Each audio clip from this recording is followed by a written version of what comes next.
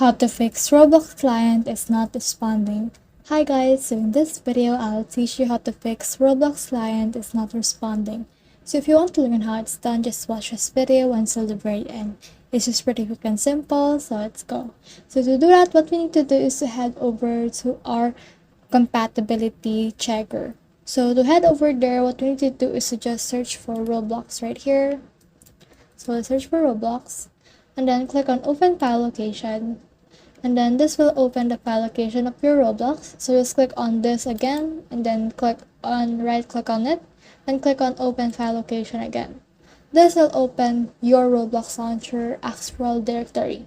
So just right click on it, click on properties, and this will display you this. So just click on compatibility, and from in there you can run the compatibility troubleshooter. You can also run it depending on what windows you want, and you can also click on this disable full screen and then run this program as an administrator, and after that just click on apply and click on OK in order to save your progress.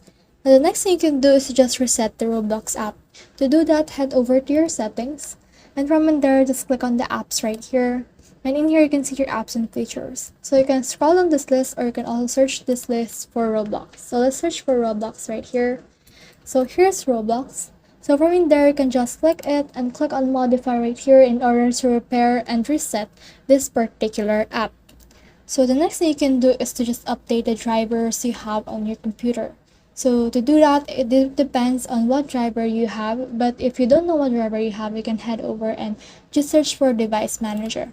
And then after that, click on open the device manager, and from in there you can see a lot of drivers.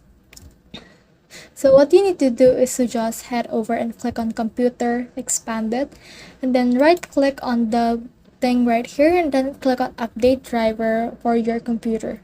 So that's the whole process. I hope this video helped you to fix Roblox client is not responding. If you have questions or comments, kindly put in the comment section below, and if not, don't forget to subscribe and like. Thanks.